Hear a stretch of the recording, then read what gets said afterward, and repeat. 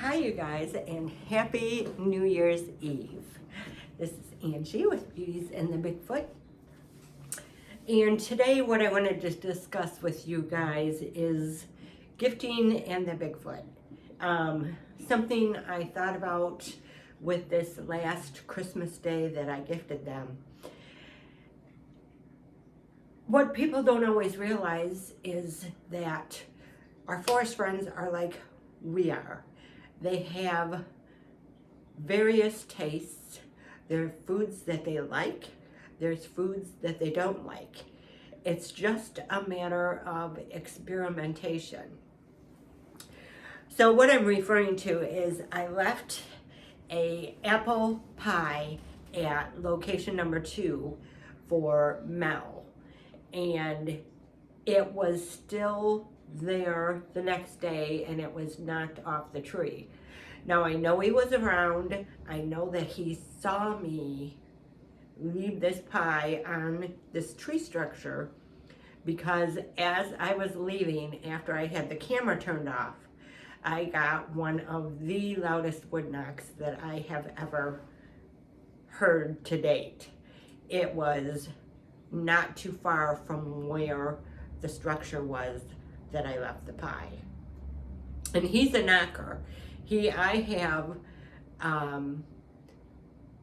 caught his wood knocks when I was walking through this location, just filming different things and trying to see, like, more times than not, there's always been a wood knock in the background. So he is a wood knocker. He likes to let people know that he's there. Well, let me know that he's there. I shouldn't say people because I don't know if he knocks when other people are around. But when I went back a couple days later, the pie had fallen off of the tree structure and it was on the ground. So I picked the pie up and put it back on the tree structure where I had it. And I imagine that's where it's going to sit until somebody finds it. Apparently, apple pie is not for him. Now, with my own Bigfoot family that lives in the woods bordering my property, it's been hit or miss with them also. They did take the apple pie that I left back there. Or the raccoons did, I should say. The raccoons ate it. But they did take a pumpkin pie that I had left at Thanksgiving. And they did take the 2 blocks of cheeses. Anytime I go back there and stuff is, and I did a video on this, thrown around on the ground and it's all chaos, that's usually raccoons, or there are coyotes back there too. I did not see any coyote prints, but doesn't mean that they weren't back there because it is pretty leaf covered back there, so it's hard to find any kind of tracks. So anytime there's carnage around, that's usually a raccoon or another animal. The Bigfoot will usually, the ones that I am in contact with, will usually carry whatever is left on the table away somewhere else. They might eat a couple things along the way, but I mean, they take whole bags of Reese's peanut butter cups. They take whole things of the Eckrich sausage. They take the cheese blocks. They take the pumpkin pie they took. That was just gone. There was nothing there. And the raccoons and stuff will eat right there rather than carry stuff off. So I usually, when I go back there and I see that things are missing like that, I will look around to make sure that there's no wrappers anywhere that maybe like a raccoon didn't want to share with another raccoon, so he carried it off over here so he could eat it by himself or whatever. And I walk a pretty good distance around looking for wrappers, and occasionally I'll find like a Reese's peanut butter cup wrapper, which they love. But this is the funny thing that I didn't even think about. I thought after I had found the bag, the last time I left them Reese's, I had found the Reese's bag like a week later up in the front ditch by the road. And so I just left it there, and it stayed there for 2 days, and then it disappeared somewhere else. So I don't know, it didn't blow in the field. I looked down the ditch, I looked down the field, it's orange, you can see it clearly, and the field is all turned over, so it's just dirt, so there's not grass. You can see anything that's laying there. So I thought that was interesting. But the thing that I thought of after I had found that wrapper bag was, oh no, I hope, you know how the Reese's peanut butter cups, they have that brown wrapper that they're in. And I thought, ooh, I hope they are not eating that brown wrapper too and just shoving the whole thing in their mouth and digesting that, or trying to digest that wrapper, because I don't think that would be good for them. But I think they're smart enough to know if they put it in their mouth and they chew it, to pull the paper out, or to take the cup out of the paper. If they can open it, they can. But that was just something in my human mind that I was thinking, oh my God, I hope they don't choke on this wrapper or cause some kind of bowel obstruction or whatever would happen to them. Because then I'm thinking, oh, do I need to take these off, take that brown wrapper off, put them back in the orange wrappers? And I'm like, no, they're smart enough to figure that out. So I've left some of the foods that they don't like. They don't like watermelon, not at all. They don't like cantaloupe, not at all. The cantaloupe has sat there for like a week and a half, almost 2 weeks.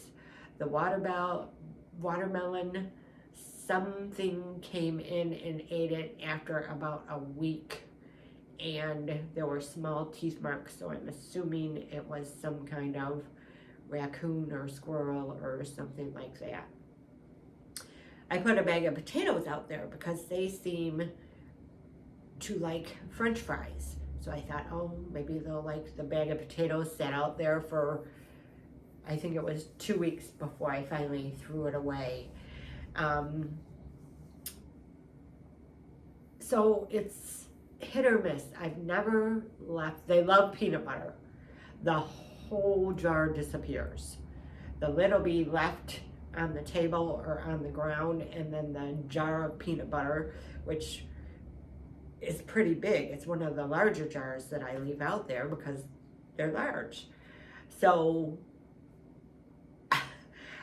could a raccoon carry one of the big? Maybe, possibly. But usually they don't carry that off someplace else. So you can't, if you're going to gift them, you can't be offended when they don't like something, because they have taste just like we do. You know, they're gonna like it or they're not gonna like it. I remember early in this relationship with them, I was gifted a raccoon out in my side yard, and the raccoon was placed in a C shape. You know, it was curled and it was still warm, and it was in a C shape.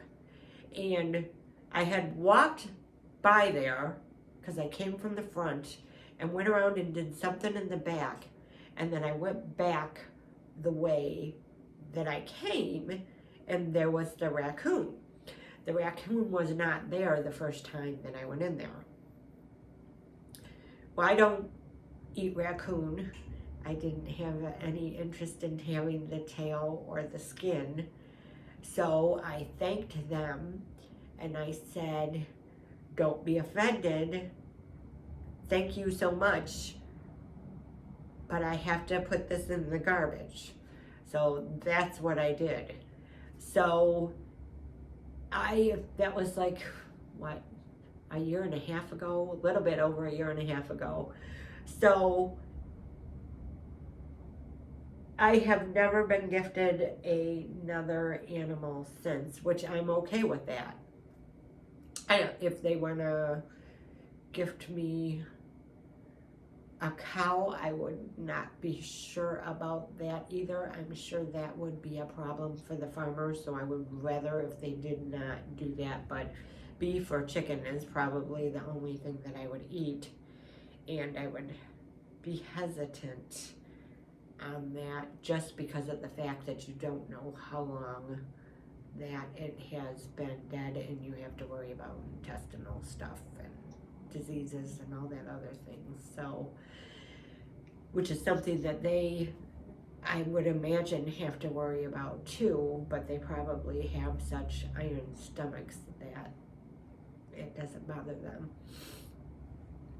So that's what I wanted to tell you guys, a little bit about the gifting and how it works. If you want to gift them, you just have to check it and see. You just have to check and see what they would like and what they wouldn't like. It's trial and error. It's trial and error, just like with us. So, just if you would like to gift them, do it at a specific time. You don't absolutely 100%. You do not want them associating you with food, because then they are going to expect when they see you that you're going to be bringing food, and sometimes you might not be able to do that. So my suggestion, if you're going to do that, is to make sure that you build the relationship with them first, and then pick like a specific day. Okay, I'll gift them the 1st of the month or the 30th of the month or whatever, because not that I think they're going to get mad. They may get mad if they don't know you and you don't have a relationship with them, but I doubt it. It's just not in their makeup to act like that. But you should always build the relationship first before you show up and always have food with you, because they're going to associate the two, and you don't want to start that relationship like that. You want to start the relationship interpersonally rather than with things. You want them to get to know you, and not to know you as always bringing them stuff. So that's a little bit about the gifting that I wanted to talk to you guys about and clear up a little things. You can't, get offended when you leave something that they don't like. It's just trial and error. You just take it, and if it's rotten or it has ants in it, like the pie did, you throw it out, which when I go back there, if the pie is still sitting around there, I will throw it in the garbage, so it's not littering up the place. And yeah, that's a little bit about the gifting and how you go about it, and how that helps to build a relationship with them, but you don't want it to be the main focus of your relationship with them. All right, you guys have a safe, happy New Year's Eve, and I hope you have a wonderful New Year's Day, and we will talk to you soon.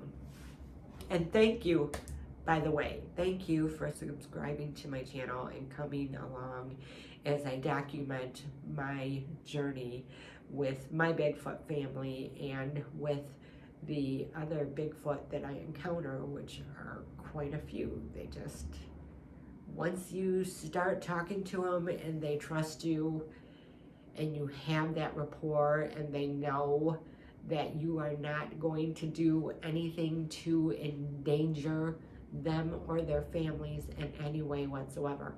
And this brings me to one real quick thought that I had. You have to be careful. Their communication is amazing, and it's like cosmic web. I mean, one information from one Bigfoot filters to another Bigfoot easily, or to a group of Bigfoot easily. So you have to approach them with the utmost respect. And also, you have to be very careful of who you're associating with. If you're associating with somebody that wants to harm them, chances of you having encounters are going to go down to next to none. Or you're going to have aggressive encounters. One or the other, but it's not going to be a good encounter. You wouldn't want to hang around with a criminal that breaks into somebody's house. Why would you want to hang around somebody that wants to harm these forest people and cut them up and mount them as trophies or whatever? You have to watch your associations with the humans as well as how you treat them. That's how you have good encounters, and not only encounters, but good relationships with them.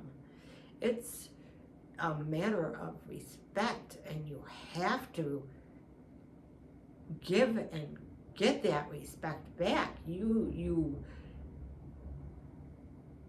have to have some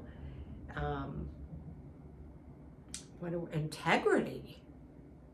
You know, you have to watch how you treat them and who you associate with if you want to continue to have any kind of encounters with them, because they will know.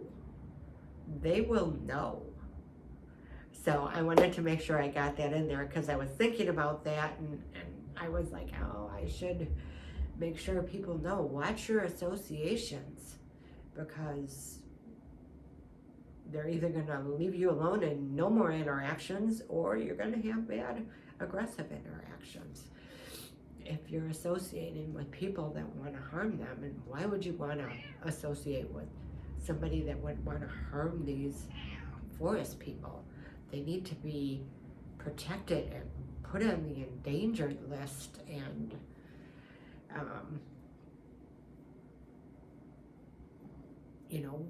help them integrate back into our society if that's what they want. So, all right, you guys, have a great New Year's Eve, and we will talk to you soon. Thank you.